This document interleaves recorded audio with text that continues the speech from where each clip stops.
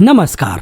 आइए आज हम लोग मुंशी प्रेमचंद की एक मशहूर कहानी गिला सुनते हैं।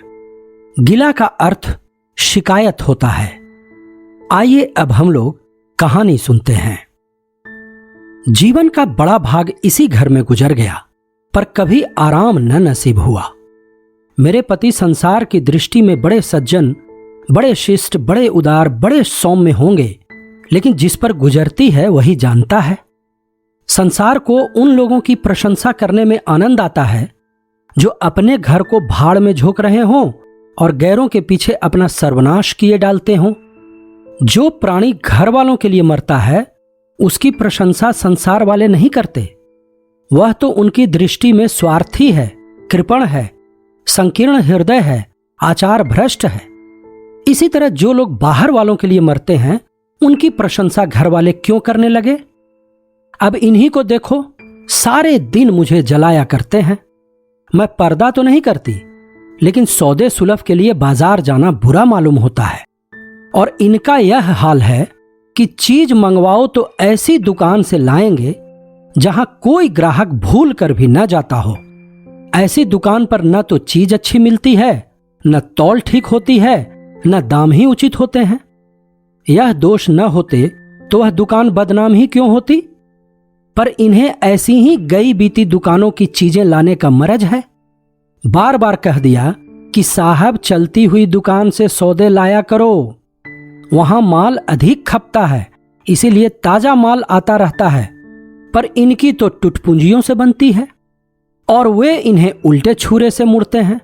गेहूं लाएंगे तो सारे बाजार से खराब, घुना हुआ, चावल ऐसा मोटा कि बैल भी न पूछे, दाल में कराई और कंकड़ भरे हुए, मनो लकड़ी जला डालो, क्या मजाल की गले। घी लाएंगे तो आधा आध तेल या 16 आने काटोजेम, और दरअसल घी से एक छटाक कम। तेल लाएंगे तो मिलावट, बालों में डालो तो चिमट जाए, पर दाम दे आएंगे शुद्ध आंवले के तेल का। किसी चलती हुई नामी दुकान पर जाते तो इन्हें जैसे डर लगता है, शायद ऊंची दुकान और फीके पकवान के कायल हैं। मेरा अनुभव तो यह है कि नीची दुकान पर ही सड़े पकवान मिलते हैं। एक दिन की बात हो तो बर्दाश्त कर ली जाए, रोज रोज का टंटा नहीं सहा जाता। मैं पूछती हूं, आखिर आप टुटपुंजियों की दुकान पर जाते ही क्यों हैं? क्या उनके पालन पोषण का ठेका तुम ही ने लिया है? आप फरमाते हैं, मुझे देखकर सब के सब बुलाने लगते हैं। वाह, क्या कहना है, कितनी दूर की बात कही है। जरा इन्हें बुला लिया और खुशामद के 2 शब्द सुना दिए, थोड़ी सी स्तुति कर दी, बस आपका मिजाज आसमान पर जा पहुंचा। फिर इन्हें सुधी नहीं रहती कि यह कूड़ा करकट बांध रहा है या कुछ और।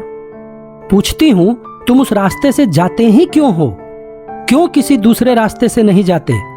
ऐसे उठाई गिरों को मुंह ही क्यों लगाते हो? इसका कोई जवाब नहीं। एक चुप 100 बाधाओं को हराती है। एक बार एक गहना बनवाने को दिया। मैं तो महाशय को जानती थी, इनसे कुछ पूछना व्यर्थ समझा। अपने पहचान के एक सुनार को बुला रही थी, संजोग से आप भी विराजमान थे। वह बोले, यह संप्रदाय विश्वास के योग्य नहीं, धोखा खाओगी। मैं एक सुनार को जानता हूं, मेरे साथ का पढ़ा हुआ है, बरसों साथ साथ खेले हैं। वह मेरे साथ चालबाजी नहीं कर सकता। मैंने भी समझा जब इनका मित्र है और वह भी बचपन का, तो कहां तक दोस्ती का हक न निभाएगा। सोने का एक आभूषण और 100 रुपये इनके हवाले किए। इस भले मानुस ने वह आभूषण और रुपये न जाने किस बेईमान को दे दिए कि बरसों के झंझट के बाद जब चीज बनकर आई तो 8 आने तांबा और इतनी भद्दी कि देखकर घिन लगती थी। बरसों की अभिलाषा धूल में मिल गई, रो पीट कर बैठ रही। ऐसे ऐसे वफादार तो इनके मित्र हैं जिन्हें मित्र की गर्दन पर छुरी फेरने पर भी संकोच नहीं।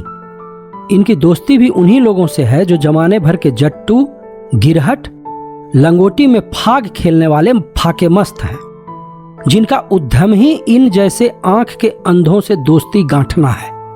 नित्य ही एक न एक महाशय उधार मांगने के लिए सिर पर सवार रहते हैं और बिना लिए गला नहीं छोड़ते। मगर ऐसा कभी न हुआ कि किसी ने रुपये चुकाए हों। आदमी एक बार खोकर सीखता है, 2 बार खोकर सीखता है, किंतु यह भले मानस 1000 बार खोकर भी नहीं सीखते। जब कहती हूं रुपये तो दे आए, अब मांग क्यों नहीं लाते, सूखा जवाब नहीं दिया जाता। क्या मर गए तुम्हारे वह दोस्त, तो बस बगलें झांक कर रह जाते हैं। आपसे मित्रों को सूखा जवाब नहीं दिया जाता। खैर, सूखा जवाब न दो, मैं भी नहीं कहती कि दोस्तों से बेमुरौबती करो, मगर चिकनी चुपड़ी बातें तो बना सकते हो, बहाने तो कर सकते हो।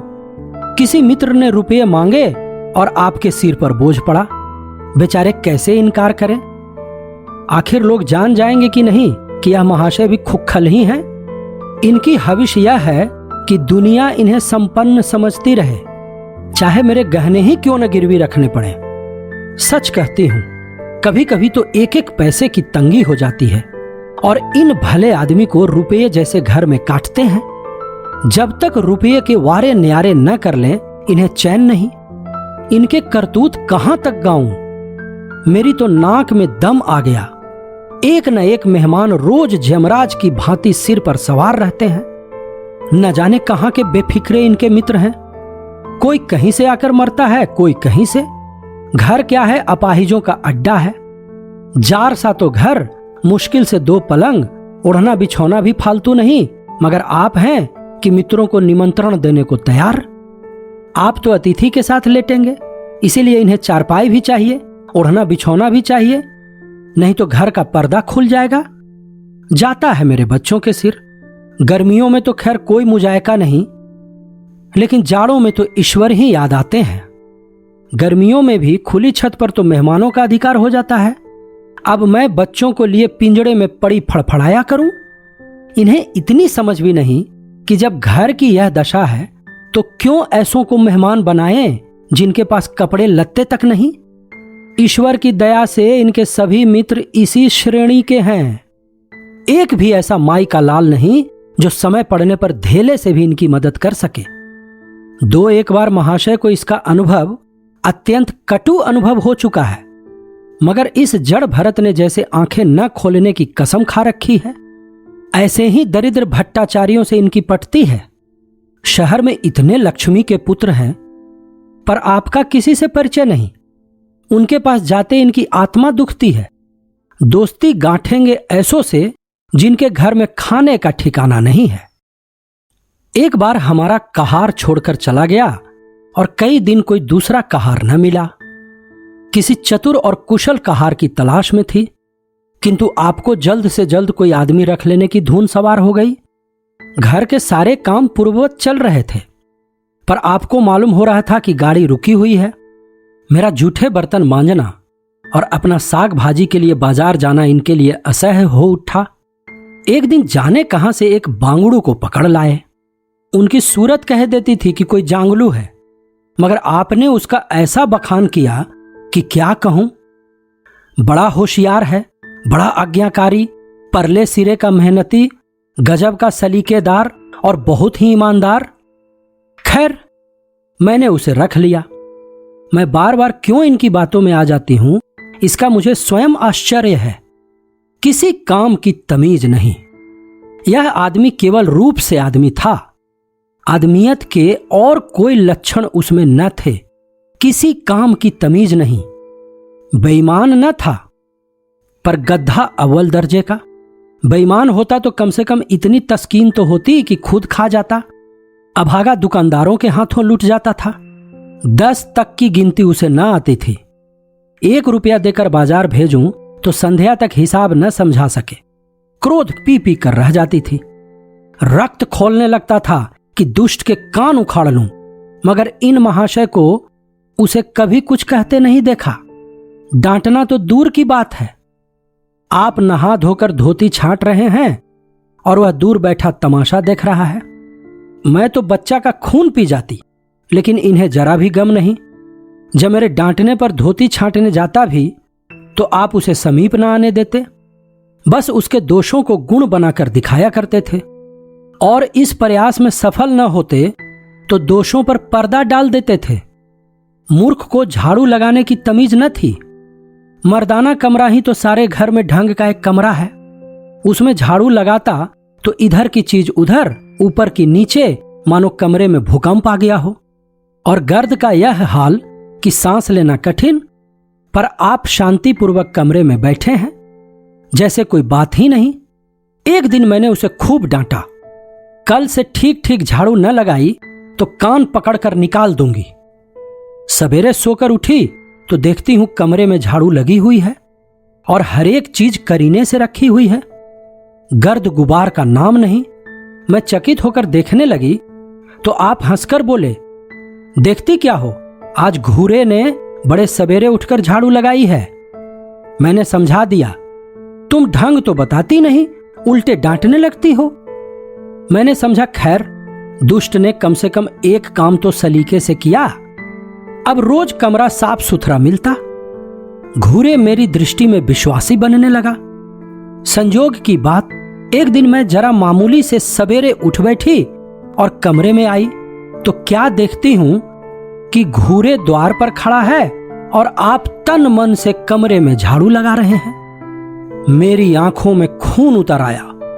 उनके हाथ से झाड़ू छीनकर घूरे के सिर जमा दी। हरामखोर को उसी दम निकाल बाहर किया। आप फरमाने लगे, अरे उसका महीना तो चुका दो। वाह हरी समझ, एक तो काम न करे उस पर आंखें दिखाएं, उस पर पूरी मजूरी भी चुका दूं। मैंने एक कौड़ी भी न दी। एक कुर्ता दिया था वह भी छीन लिया। इस पर जड़ भरत महाशय मुझसे कई दिन रूठे रहे, घर छोड़कर भागे जाते थे, बड़ी मुश्किलों से रुके। ऐसे ऐसे भोंदू भी संसार में पड़े हुए हैं। मैं न होती तो शायद अब तक इन्हें किसी ने बाजार में बेच दिया होता। एक दिन मेहतर ने उतारे कपड़ों का सवाल किया। इस बेकारी के जमाने में फालतू कपड़े तो शायद पुलिस वालों या रईसों के घर में हो, मेरे घर में तो जरूरी कपड़े भी काफी नहीं। आपका वस्त्रालय एक बक्ची में आ जाएगा जो डाक के पार्सल से कहीं भेजा जा सकता है। फिर इस साल जाड़ों के कपड़े बनवाने की नौबत ना आई। पैसे नजर नहीं आते, कपड़े कहां से बने। मैंने मेहतर को साफ जवाब दे दिया। कड़ाके का जाड़ा पड़ रहा था, इसका अनुभव मुझे कम न था। गरीबों पर क्या बीत रही है इसका भी मुझे ज्ञान था, लेकिन मेरे या आपके पास खेद के सिवा इसका और क्या इलाज है। जब तक समाज का यह संगठन रहेगा ऐसी शिकायतें पैदा होती रहेंगी। जब एक एक अमीर और रईस के पास एक एक मालगाड़ी कपड़ों से भरी हुई है, तब फिर निर्धनों को क्यों न नग्नता का कष्ट उठाना पड़े। खैर मैंने तो मेहतर को जवाब दे दिया। आपने क्या किया कि अपना कोट उठाकर उसकी भेंट कर दिया। मेरी देह में आग लग गई। इतनी दानशील नहीं हूं कि दूसरों को खिलाकर आप सो रहूं। देवता के पास यही एक कोट था। आपको इसकी जरा भी चिंता न हुई कि पहनेंगे क्या। यश के लोभ ने जैसे बुद्धि ही हर ली। मेहतर ने सलाम किया, दुआएं दी और अपनी राह ली। आप कई दिन सर्दी से ठिठुरते रहे। प्रातःकाल घूमने जाया करते थे, वह बंद हो गया। ईश्वर ने उन्हें हृदय भी एक विचित्र प्रकार का दिया है। फटे पुराने कपड़े पहनते आपको जरा भी संकोच नहीं होता। मैं तो मारे लाज के गड़ जाती हूं, पर आपको जरा फिक्र नहीं। कोई हंसता है तो हंसे आपकी बला से। अंत में जब मुझसे न देखा गया तो एक कोट बनवा दिया। जी तो जलता था कि खूब सर्दी खाने दूं, पर डरी कि कहीं बीमार पड़ जाएं तो और बुरा हो। आखिर काम तो उन्हीं को करना है। महाशय अपने दिल में समझते होंगे मैं कितना विनीत, कितना परोपकारी हूं। शायद उन्हें इन बातों का गर्व हो। मैं इन्हें परोपकारी नहीं समझती, न विनीत ही समझती हूं। यह जड़ता है, सीधी साधी निरीहता। जिस मेहतर को आपने अपना कोट दिया उसे मैंने कई बार रात को शराब के नशे में मस्त झूमता देखा है और आपको दिखा भी दिया है। फिर दूसरों की विवेकहीनता की पुरौती हम क्यों करें। अगर आप विनीत और परोपकारी होते तो घर वालों के प्रति भी तो आपके मन में कुछ उदारता होती, या सारी उदारता बाहर वालों ही के लिए सुरक्षित है। घर वालों को उसका अल्पांश भी न मिलना चाहिए। मेरी इतनी अवस्था बीत गई, पर इस भले आदमी ने कभी अपने हाथों से मुझे एक उपहार भी न दिया। बेशक मैं जो चीज बाजार से मंगवाऊं उसे लाने में इन्हें जरा भी आपत्ति नहीं, बिल्कुल उज्र नहीं। मगर रुपये मैं दे दूं यह शर्त है। इन्हें खुद कभी यह उमंग नहीं होती। यह मैं मानती हूं कि बेचारे अपने लिए भी कुछ नहीं लाते। मैं जो कुछ मंगवा दूं उसी पर संतुष्ट हो जाते हैं। मगर आखिर आदमी कभी कभी शौक की चीजें चाहता ही है। अन्य पुरुषों को देखती हूं, स्त्री के लिए तरह तरह के गहने, भांति भांति के कपड़े, शौक श्रृंगार की वस्तुएं लाते रहते हैं। यहां इस व्यवहार का निषेध है। बच्चों के लिए भी मिठाइयां, खिलौने, बाजे शायद जीवन में एक बार भी न लाए होंगे। शपथ भी खाली है। इसीलिए मैं तो इन्हें कृपण कहूंगी, अरसिक कहूंगी, हृदय शून्य कहूंगी, उदार नहीं कह सकती। दूसरों के साथ इनका जो सेवा भाव है उसका कारण है इनका यश लोभ और व्यवहारिक अज्ञानता। आपके विनय का यह हाल है कि जिस दफ्तर में आप नौकर हैं उसके किसी अधिकारी से आपका मेलजोल नहीं। अफसरों को सलाम करना तो आपकी नीति के विरुद्ध है। नजर या डाली तो दूर की बात है। और तो और कभी किसी अफसर के घर नहीं जाते। इसका खामियाजा आप न उठाएं तो कौन उठाए? औरों को रियायती छुट्टियां मिलती है, आपका वेतन कटता है। औरों की तरक्कियां होती हैं, आपको कोई पूछता भी नहीं। हाजिरी में 5 मिनट की भी देर हो जाए तो जवाब पूछा जाता है। बेचारे जी तोड़कर काम करते हैं। कोई बड़ा कठिन काम आ जाता है तो इन्हीं के सिर मढ़ा जाता है। इन्हें जरा भी आपत्ति नहीं। दफ्तर में इन्हें घिस्सू, पिस्सू आदि उपाधियां मिली हुई हैं। मगर पड़ाव कितना ही बड़ा मारे, इनके भाग्य में वही सूखी घास लिखी है। यह विनय नहीं है, स्वाधीन मनोवृत्ति भी नहीं है। मैं तो इसे समय चातुरी का अभाव कहती हूं, व्यवहारिक ज्ञान की क्षति कहती हूं। आखिर कोई अफसर आपसे क्यों प्रसन्न हो? इसीलिए कि आप बड़े मेहनती हैं। दुनिया का काम मुरव्वत और रवादारी से चलता है। अगर हम किसी से खींच रहे हैं तो कोई कारण नहीं कि वह भी हमसे न खींचा रहे। फिर जब मन में क्षोभ होता है तो वह दफ्तरी व्यवहारों में भी प्रकट हो ही जाता है। जो मातहत अफसर को प्रसन्न रखने की चेष्टा करता है, जिसकी जात से अफसर का कोई व्यक्तिगत उपकार होता है, जिस पर वह विश्वास कर सकता है, उसका लिहाज वह स्वभावतः करता है। ऐसे सिरागियों से क्यों किसी को सहानुभूति होने लगी? अफसर भी तो मनुष्य है। उसके हृदय में जो सम्मान और विशिष्टता की कामना है वह कहां पूरी हो? जब अधीनस्थ कर्मचारी ही उससे फिरंट रहें तो क्या उसके अफसर उसे सलाम करने आएंगे? आपने जहां नौकरी की वहां से निकाले गए। कभी किसी दफ्तर में 2-3 साल से ज्यादा न टिके। या तो अफसर से लड़ गए या कार्याधिक्य के कारण छोड़ बैठे। आपको कुटुंब सेवा का दावा है। आपके कई भाई भतीजे होते हैं, वह कभी इनकी बात भी नहीं पूछते। आप बराबर उनका मुंह ताकते रहते हैं। इनके एक भाई साहब आजकल तहसीलदार हैं। घर की मिल्कियत उन्हीं की निगरानी में है। वह ठाठ से रहते हैं, मोटर रख ली है, कई नौकर चाकर हैं, मगर यहां भूले से भी पत्र नहीं लिखते। एक बार हमें रुपये की बड़ी तंगी हुई। मैंने कहा अपने भ्राता जी से क्यों नहीं मांग लेते? कहने लगे उन्हें क्यों चिंता में डालूं, उन्हें भी तो अपना खर्च है। कौन सी ऐसी बचत हो जाती होगी? जब मैंने बहुत मजबूर किया तो आपने पत्र लिखा। मालूम नहीं पत्र में क्या लिखा। पत्र लिखा या मुझे चकमा दे दिया। रुपये न आने थे, न आए। कई दिनों के बाद मैंने पूछा, कुछ जवाब आया श्रीमान के भाई साहब के दरबार से? आपने रुष्ट होकर कहा, अभी केवल 1 सप्ताह तो खत पहुंचे हुए, अभी क्या जवाब आ सकता है? 1 सप्ताह और गुजरा मगर जवाब नदारद।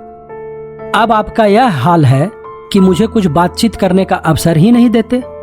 इतने प्रसन्न चित्त नजर आते हैं कि क्या कहूं। बाहर से आते हैं तो खुश खुश, कोई न कोई शगुफा लिए हुए। मेरी खुशामद भी खूब हो रही है। मेरे मैके वालों की प्रशंसा भी हो रही है। मेरे गृह प्रबंध का बखान भी असाधारण रीति से किया जा रहा है। मैं इस महाशय की चाल समझ रही थी। यह सारी दिलजोई केवल इसलिए थी कि श्रीमान के भाई साहब के विषय में कुछ पूछ न बैठूं। सारे राजनीतिक, आर्थिक, सामाजिक, आचारिक प्रश्नों की मुझसे व्याख्या की जाती थी, इतने विस्तार और गवेषणा के साथ कि विशेषज्ञ भी लोहा मान जाए।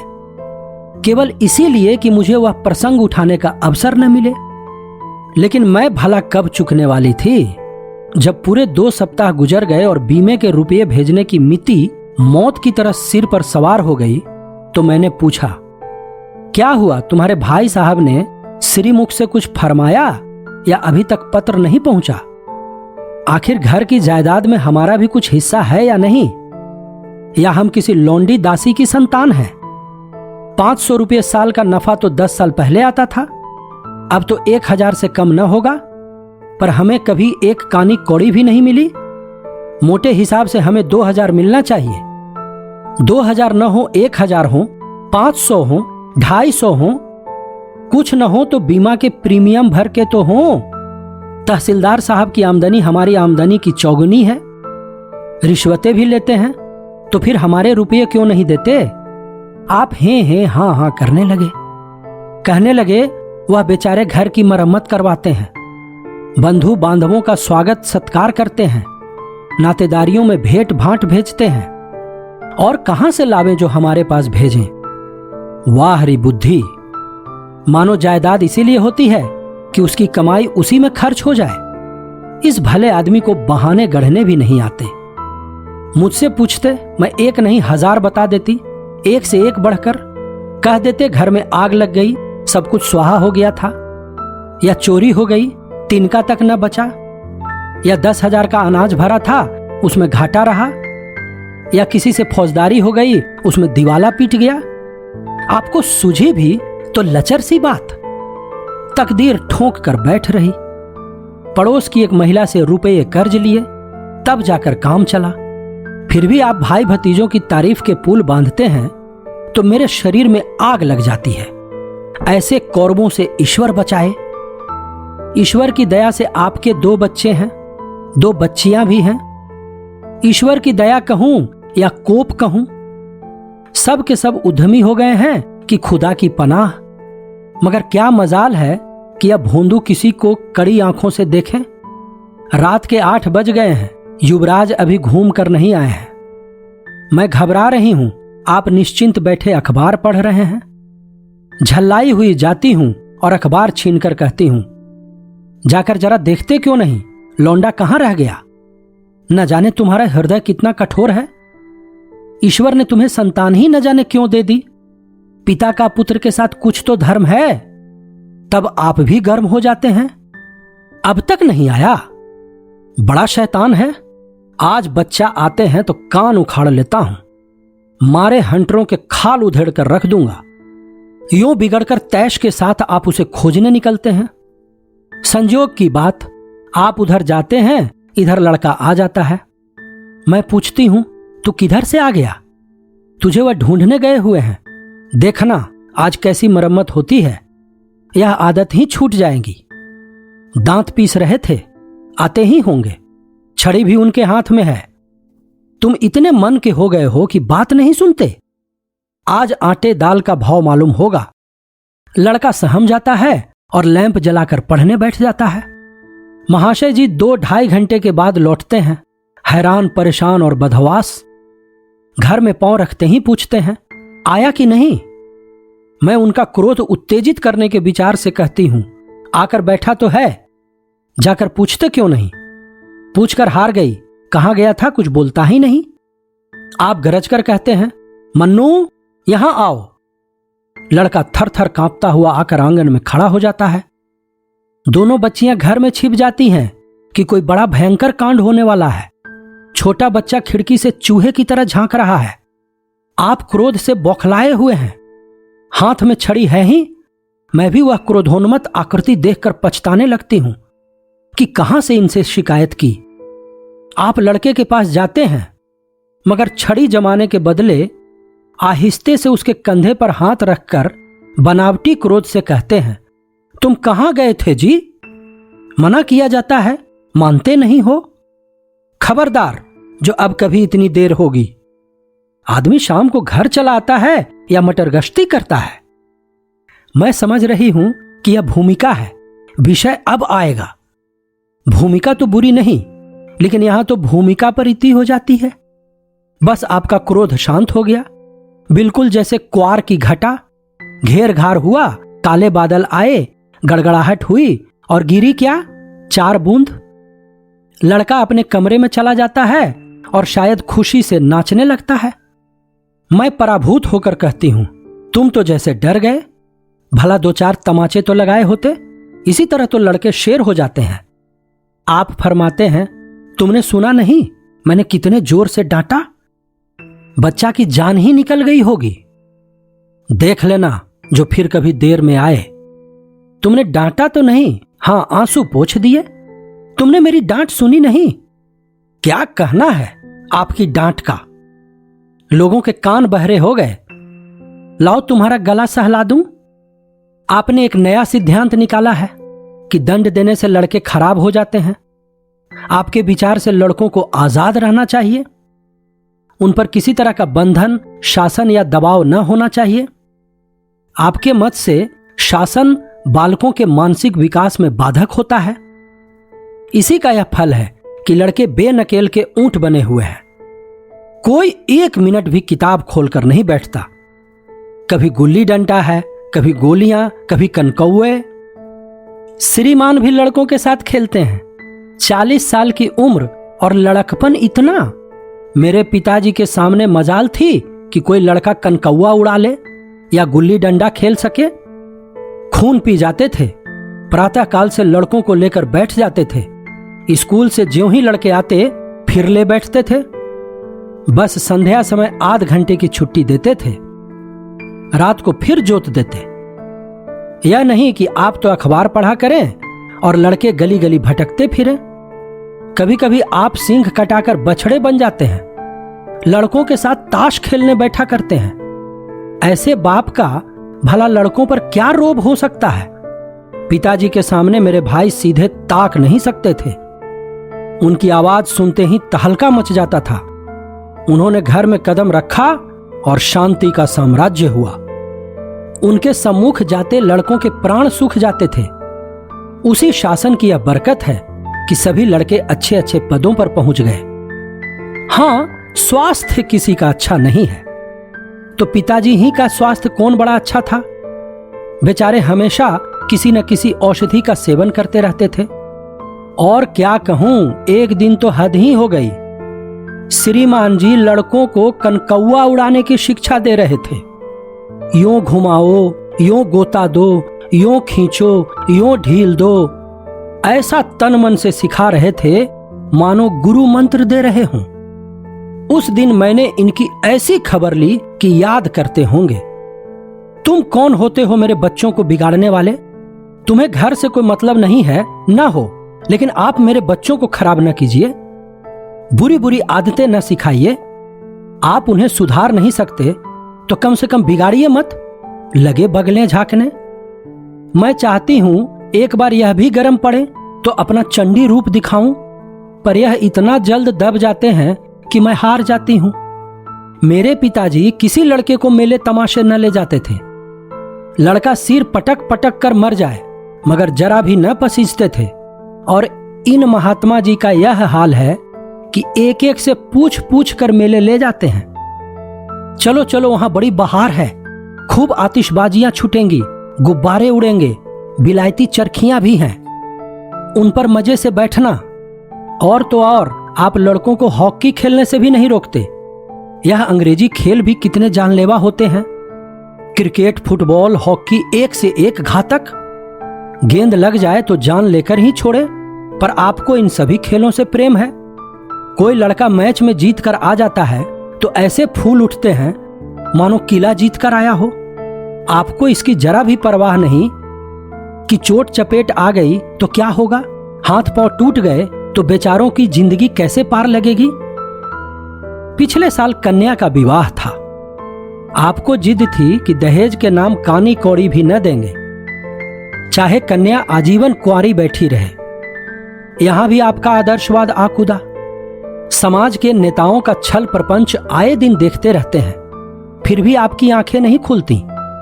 जब तक समाज की यह व्यवस्था कायम है और युवती कन्या का अविवाहित रहना निंदास्पद है, तब तक यह प्रथा मिटने की नहीं। 2-4 ऐसे व्यक्ति भले ही निकल आवे जो दहेज के लिए हाथ न फैलावें, लेकिन इसका परिस्थिति पर कोई असर नहीं पड़ता और कुप्रथा ज्यों की त्यों बनी हुई है। पैसों की तो कमी नहीं है, दहेज की बुराइयों पर लेक्चर दे सकते हैं, लेकिन मिलते हुए दहेज को छोड़ देने वाला मैंने आज तक न देखा। जब लड़कों की तरह लड़कियों की शिक्षा और जीविका की सुविधाएं निकल आएंगी तो यह प्रथा भी विदा हो जाएगी। उसके पहले यह संभव नहीं। मैंने जहां जहां संदेश भेजा दहेज का प्रश्न उठ खड़ा हुआ और आपने प्रत्येक अवसर पर टांग अड़ाई। अब इस तरह पूरा साल गुजर गया और कन्या को 17वां लग गया तो मैंने एक जगह बात पक्की कर दी। आपने भी स्वीकार कर लिया क्योंकि वर पक्ष ने लेन देन का प्रश्न उठाया ही नहीं। हालांकि अंतःकरण में उन लोगों को पूरा विश्वास था कि अच्छी रकम मिलेगी और मैंने भी तय कर लिया था कि यथाशक्ति कोई बात उठा न रखूंगी। विवाह के सकुशल होने में कोई संदेह न था, लेकिन इन महाशय के आगे मेरी एक न चली। यह प्रथा निंद है, यह रस्म निरर्थक है, यहां रुपये की क्या जरूरत, यहां गीतों का क्या काम। नाक में दम था। यह क्यों, वह क्यों, यह तो साफ दहेज है, तुमने मेरे मुंह में कालिख लगा दी, मेरी आबरू मिटा दी। जरा सोचिए इस परिस्थिति को कि बारात द्वार पर पड़ी हुई है और यहां बात बात पर शास्त्रार्थ हो रहा है। विवाह का मुहूर्त आधी रात के बाद था। प्रथा अनुसार मैंने व्रत रखा, किंतु आपकी टेक थी कि व्रत की कोई जरूरत नहीं। जब लड़के के माता पिता व्रत नहीं रखते, जब लड़का तक व्रत नहीं रखता, तो कन्या पक्ष वाले ही क्यों व्रत रखे? मैं और सारा खानदान मना करता रहा, लेकिन आपने नाश्ता किया, भोजन किया। खैर, कन्यादान का मुहूर्त आया। आप सदैव से इस प्रथा के विरोधी हैं। आप इसे निषिद्ध समझते हैं।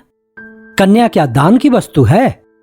दान रुपये, पैसे, जगह जमीन का हो सकता है, पशु दान भी होता है, लेकिन लड़की का दान एक लचर सी बात है।